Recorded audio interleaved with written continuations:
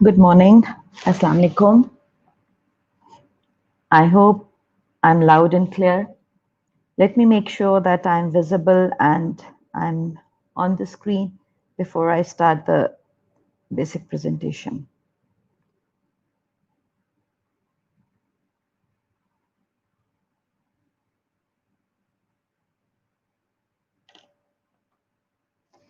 Okay.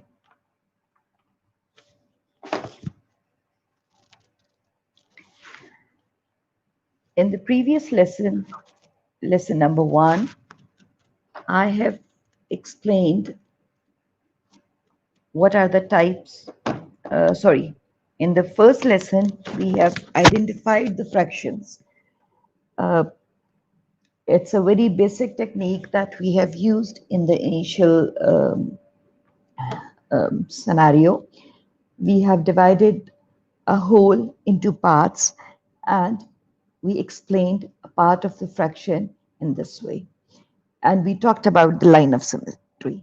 Anyone who has not watched the video, you can go to my playlist and you can watch the lesson 1 that is called how to identify a fraction. The name of the video is how to identify a fraction. That is the lesson 1.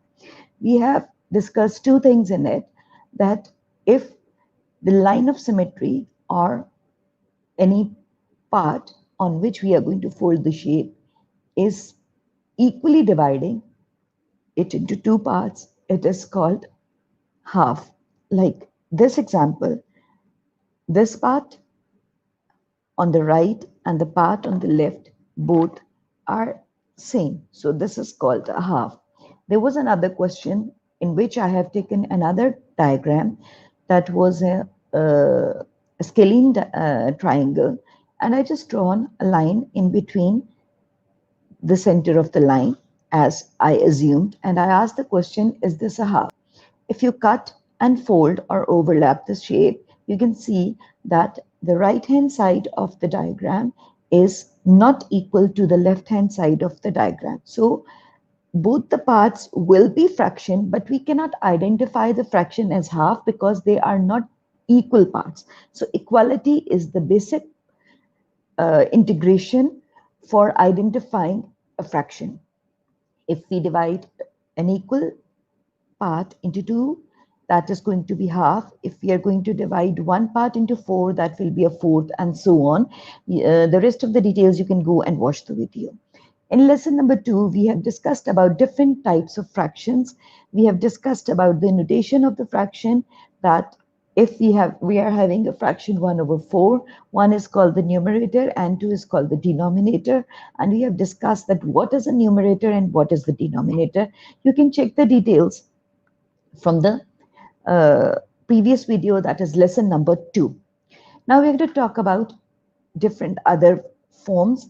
Like this is a fraction and we ask that what is the shape of purple.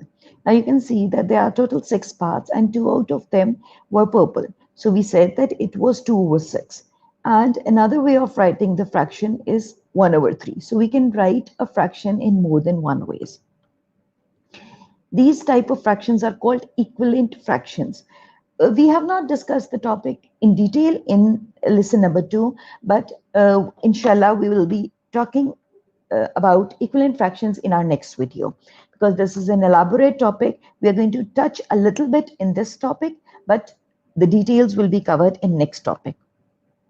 Then we have talked about like fractions, and we have talked about unlike fractions. Whenever we are going to talk about any scenario, whether we are comparing a fraction or we are going to add or subtract or multiply, these two names, like and unlike fractions, will be repeatedly used with your rules and the formulas. So you have to be very clear about it. Again, you can watch the previous video, lesson 2, for the details. Then we have talked about proper and improper fraction, and we have talked about mixed numbers. Mixed number, another name is compound fractions. Again, these three terms, proper noun, improper noun, mixed numbers or compound fractions, they are very important when you are solving the fractions. You will be explained about how to convert an improper fraction into a mixed number or a mixed number into an improper fraction, because you're going to do it uh, off and on when you're solving the fractions. So today we are going to talk about how to compare fractions. That is the main topic of our video. Okay, let's start with the first type. We have talked about like fractions and unlike fractions. So we are going to talk about the like fractions first. As you know, I'm going to repeat that like fractions were those whose denominators are same. Like you can see 1 over 9, 3 over 9, 8 over 9, 4 over 9. All the denominators are 9. So the first rule is if the denominators are same, that means if they are like fractions. How can you identify that a fraction is greater or smaller? It's a simple rule. The greater the numerator, the greater will be the fraction.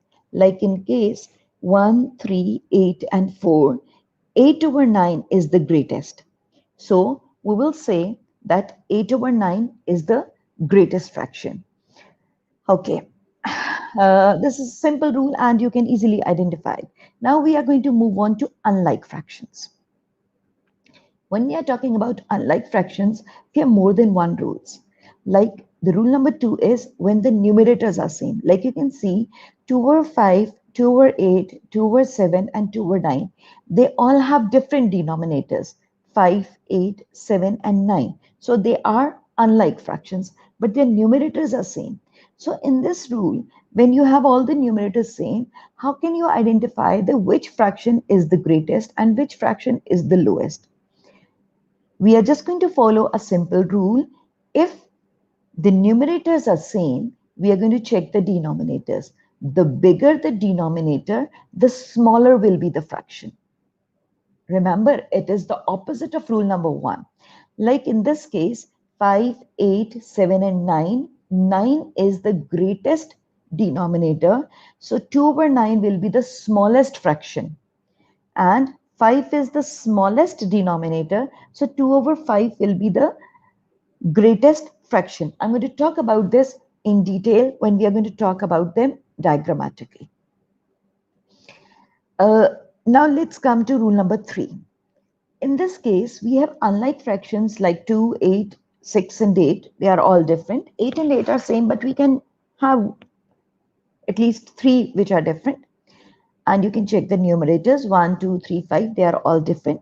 So when we have both numerator and denominators different, how can we identify that which one is greater and which one is smaller?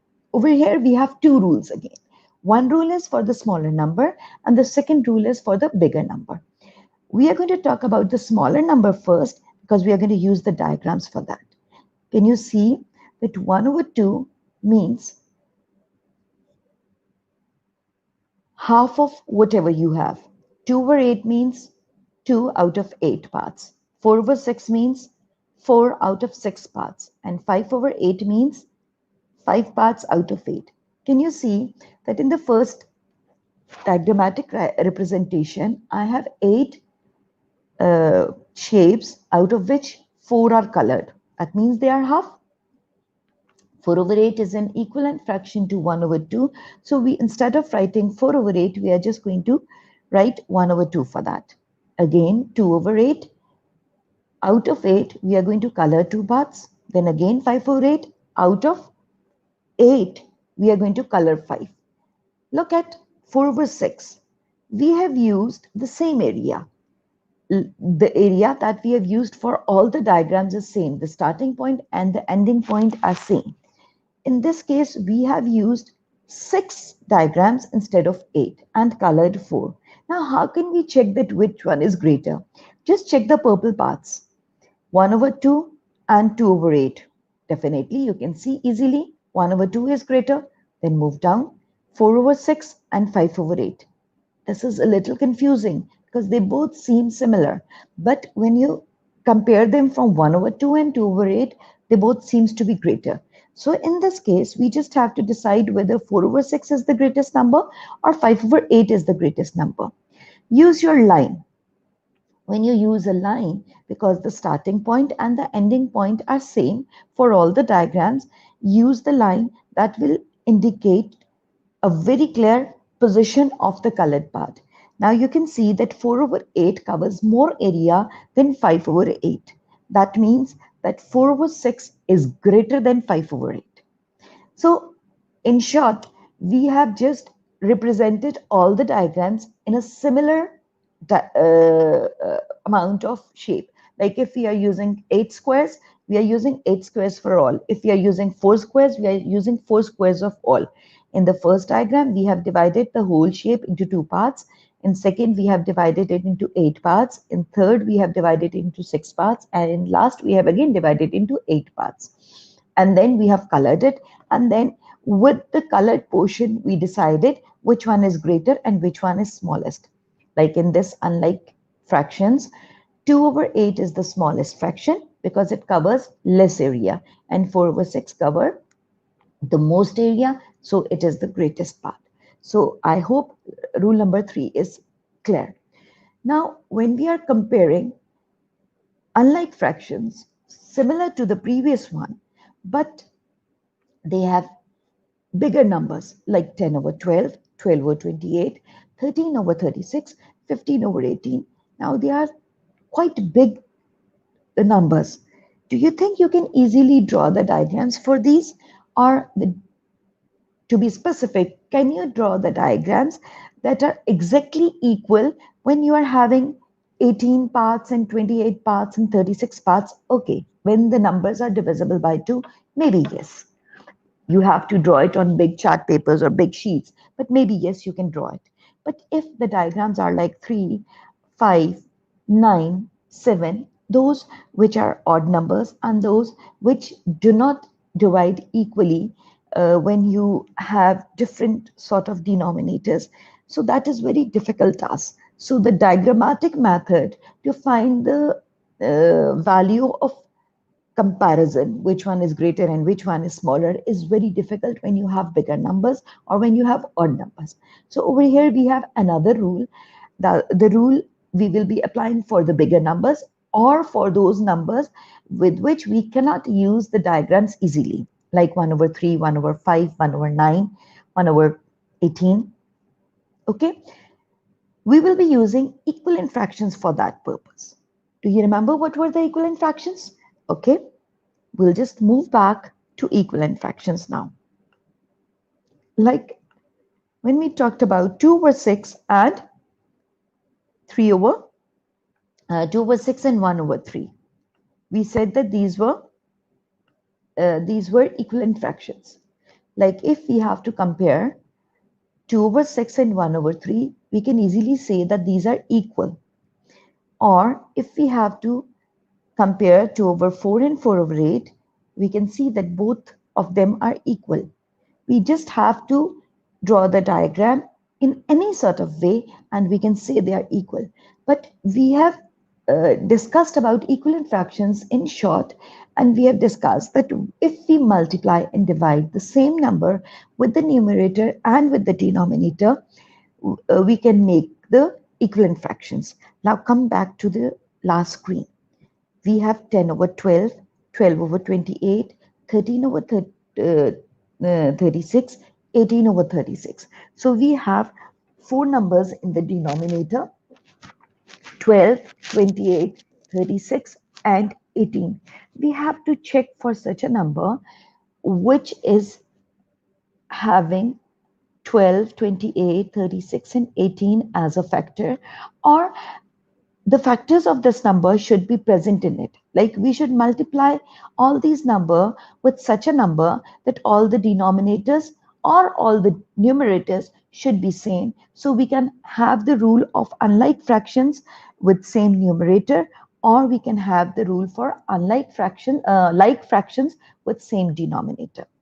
We will be covering this topic tomorrow, and the topic of that class will be equivalent fractions. When I have explained you what are equivalent fractions, how can we find the equivalent fractions, we will then be comparing this example tomorrow. If you have any question, just ask me. I'll be more than happy to answer your questions. Please subscribe my channel and stay tuned to it. I'm also learning freelancing.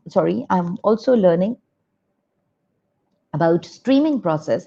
So inshallah, what things will be more fluent.